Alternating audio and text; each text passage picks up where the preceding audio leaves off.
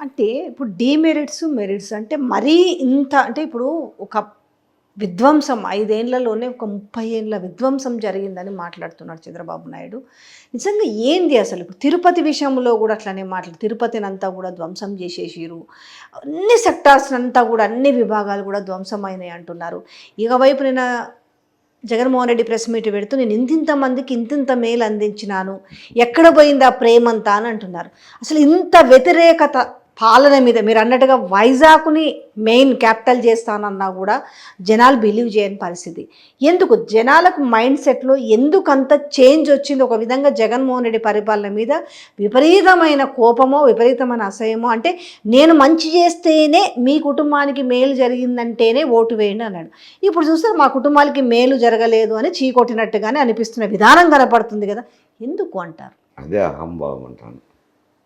ఎందుకు అహంభావం అంటానంటే మీ ప్రశ్నలోనే అహంభావం ఉంది. అంటే మీ సొత్తు ఇస్తున్నారా? ఇప్పుడు చెప్పు, వాళ్ళ తండ్రి గారు సంపాదించిన ఆస్తి నుంచి 10 మందికి ధారాళంగా విరాళం ఇచ్చినారు అని అంటే అది దాతృత్వం అంటారు. ఆ దాతృత్వం తీసుకున్న దాత ఎప్పుడైనా రుణపడి ఉంటాడు. ఇక్కడ వచ్చేసరికి వాళ్ళు కట్టిన పన్నుల నుంచి వచ్చిన ఆదాయంలో నుంచే స్కీమ్స్ పెట్టారు. కొత్తగా ఈయన డబ్బు చేతి నుంచి ఏం పెట్టలేదు కదా. ప్రజలు ప్రభుత్వానికి పన్నులు కట్టినారు. పన్నులు అంటే ప్రతి ఒక్కరు పన్నులు కట్టినోళ్ళే కదా. చాలామంది అనుకుంటుంటారు ఎవరో సావుకారులు కట్టింటారులే మేమేం కట్టినాము అని పన్నులు అని అనుకుంటారు. వాస్తవానికి ఒక ఇన్కమ్ ట్యాక్స్ తప్పనిచ్చి మిగతా పన్నులు ఏవి తీసుకున్నా కానీ జిఎస్టీ కానీ, సెంట్రల్ జిఎస్టీ కానీ, స్టేట్ జిఎస్టీ కానీ, కస్టమ్స్ డ్యూటీ కానీ ఇవే కదా మిగతా పన్నులు ఉండేది. ఈ పన్నులన్నీ పేదవారే ఎక్కువ కట్టింటారు. పేదవారే ఎక్కువ కట్టింటారు కాబట్టి వాళ్ళ నుంచే ఆదాయం రాష్ట్రానికి ఆదాయం వస్తుంది. పేదవారి దగ్గర నుంచే ఆదాయం వస్తుంది. ఎందుకు చెప్తున్నాను అని అంటే పేదవారు ఎక్కువ ఎందుకు కడతారు అని అంటే ఏదైనా ఒక వస్తువు తీసుకున్నప్పుడు ఒక కాఫీనే తీసుకున్నాం, ఉదయం లేస్తే కాఫీ తాగుతాం, ఎందుకంటే కాఫీలో మనం అర్ధ కప్పు తాగుతాం, తాగితే బాగా తాగినాము అని అనుకుంటాం. కానీ పేదవాడు వచ్చేసరికి ఒక గ్లాస్ అయినా తాగాల, 2 కప్పుల మీద కాఫీ తాగితే కానీ అతనికి సంతృప్తి ఉండదు.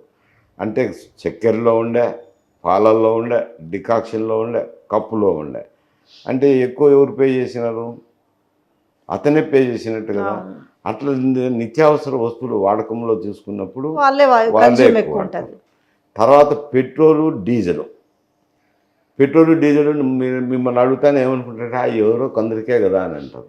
ఇప్పుడు మోటార్ సైకిలో, మోపెడో, ఏదో ఒకటి స్కూటరో ప్రతి ఒక్కరి ఇళ్ళలోనూ ఉన్నాయి.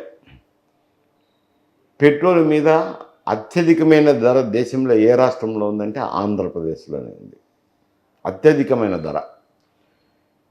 ఎందుకంటే వ్యాట్ మీద తీసుకున్నారు కదా, వ్యాట్ మీద ఎక్కువ వేసినారు. వ్యాట్ మీద ఎక్కువ వేసేసరికి నీకు అత్యధికమైన ధర ఉంటుంది. పక్కన కర్ణాటకలో పోతే తక్కువ ధర ఉంది, తమిళనాడులో పోతే తక్కువ ధర ఉంది, ఇట్లా ఒరిస్సా పోతే తక్కువ ధర ఉంది. ఈ పొరుగు రాష్ట్రాలే కదా. ఇక పోయినప్పుడు వాళ్ళు ప్రతి ఒక్కరికి తెలిసిపోతాయి. కానీ సంక్షేమ పథకాలే కదా మేమిచ్చాం గొప్ప, కానీ ప్రతి ప్రభుత్వాలు చెప్పుకునే పని నాటివెంద జగన్మోహన్ రెడ్డి ఒక్కడేనా?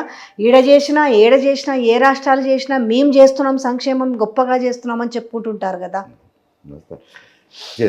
తర్వాత మద్యం మీద తీసుకుంటే దేశంలో ఎక్కడా అంత రేట్లు లేవు. ఏ రాష్ట్రంలోనూ కూడా అంత లేవు. కానీ ఆ నాసిరకం సరుకు, నాటు సరుకు ఇచ్చి 50 రూపాయలు ఉన్న చీప్ లిక్కర్ను 200 చేసినారంటే అది దాగేది ఎవరు? పేదవారే. నువ్వు అంటున్న మా తాత ఏమైనాడు, మా అవ్వ ఏమైంది అని అంటే తాత అవ్వలు ఇటు పోయినారు నాశనమై.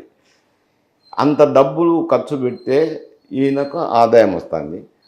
ఆ ఆదాయంలో నుంచి ఇచ్చినవే కాబట్టి అందుకు ఏమంటున్నారు తాత అవ్వలు, ఏమి ఈ చేత తెచ్చా ఈ చేత తీసుకున్నా అని అంటున్నారు ప్రతి ఒక్కరు కూడా. ఇప్పుడు ఈ పరిస్థితి ఉండండి, ఇవి సంక్షేమ పథకాలు ఈయనొక్కడేనా అని మీరు ఒక ప్రశ్న అడుగుతున్నారు. ఈయనొక్కడే కాదు, ప్రతి రాష్ట్రంలోనూ ప్రతి చోట కూడా, ఇక్కడ తెలంగాణలో కూడా ఏదో పథకాలు చూపించారు, అక్కడ కర్ణాటకలో కూడా పథకాలు చూపించారు. పథకాలు అనేటివి చూపిస్తున్నారు. ఏమైంది అంటే నేను కూడా నేను సంక్షేమ పథకాలకు వ్యతిరేకిని కాదు ఎప్పుడు కూడా. ఎందుకంటే పన్ను అతను చిన్న పేదవాడైనా కానీ మధ్యతరగతి సావుకారుతో పాటు ఆయన ట్యాక్స్ పే చేసినాడు. మధ్యతరగతి కుటుంబీకునికి ధనికునికి ఇబ్బంది లేదు ట్యాక్స్ పే చేసేది. పేదవానికి రెక్క కష్టం చేస్తే కానీ డొక్కాడదు. అటువంటి వాని దగ్గర నువ్వు ట్యాక్స్ వసూలు చేసినప్పుడు వానికి బరువు అవుతుంది కదా. బరువు అయినప్పుడు ఊతం ఇవ్వాల్సిన అవసరం ఉంది. ఊతం ఇవ్వాల్సినప్పుడు సంక్షేమ కార్యక్రమాలను అమలు చేయాల్సిందే. అవి సంక్షేమ కార్యక్రమాలు వాళ్ళ అభివృద్ధిని కాంక్షించేటట్టు ఉండాలి. కేవలము ఇప్పుడు పెట్టే సంక్షేమ పథకాలన్నీ ఓట్ల కోసం పెడతాను. ఈ పథకం పెడితే ఈ ఓట్లన్నీ నాకు వస్తాయి. ఆయన మాట్లాడుతుండేది కదా, అవ్వాతాతలు అంటే పెన్షన్ ఇచ్చినాను కాబట్టి నాకు ఓట్లు వేయలేదంటే నీ డబ్బు కాదు కదా ఇచ్చింది, అది వాళ్ళ సొత్తు వాళ్ళకి ఇచ్చి నువ్వు ఆ మాదిరి ఆశించడం కూడా తప్పేనంటాను. వాళ్ళకి కలగాల, అయ్యా ఏదో మాకు భూతం ఇచ్చినాడు మేము సాయం చేయాలనేది వాళ్ళకి కలగాలి.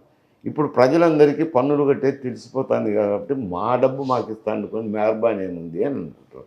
నీవు ఈ సంక్షేమ కార్యక్రమాలు కాదు ఇతర కార్యక్రమాలను కూడా చూస్తాడు. మీ పరిపాలన ఎలాగుంది, మీ అభివృద్ధి కార్యక్రమాలు ఎట్టున్నాయి, మీ రేపు నిత్యావసర వస్తువుల ధరలు ఎట్టున్నాయి, ఇవన్నీ మాకు అందుబాటులో ఉన్నాయా, మాకు 10 రూపాయలు మిగులుతుందాయా లేదా, మా కాళ్ళ మీద నిలబడుకోగలిగిన స్తోమత కల్పించినారా అనేది. తర్వాత మొట్టమొదటిది ఆత్మగౌరవం అనేది. మేము ప్రజాస్వామ్యంలో స్వేచ్ఛాయుత జీవనం గడుపుతున్నామా లేదా అనేది. ఇటువంటివన్నీ చూస్తారు. ఈ ఇతర కార్యక్రమాలు చూసి బేరీజు వేసుకున్నప్పుడు ఏదో ఈ కార్యక్రమాలు ఇచ్చినా ఈ కార్యక్రమాలు ఇప్పుడు ఈయనేమంటే నేను మీకు ఇచ్చినానే మీరు అవ్వాతాతలు ఏమైనారనే మాట అంటే అదే అహంభావం అంటున్నాను.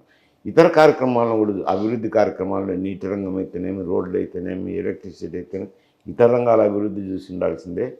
తర్వాత పరిపాలన కూడా ప్రజలకు అందుబాటులో ఉన్నది. నిరంకుశిత పరిపాలన ఎవ్వరూ సహించరు.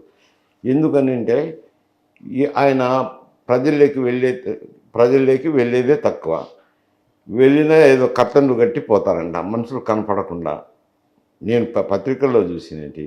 రెండోది ఏమన్నా ఇంటి దగ్గరికి వచ్చిన వారినైనా కలుస్తున్నారంటే ఎమ్మెల్యేలకు ఎంపీలకే ఇంటర్వ్యూలు లేవు. ఒక ఎమ్మెల్యే ఎన్ని మార్లు కలిసినావయ్యా అనేనేది నవ్వుతాడు, ఏం జవాబు చెప్పలేదు.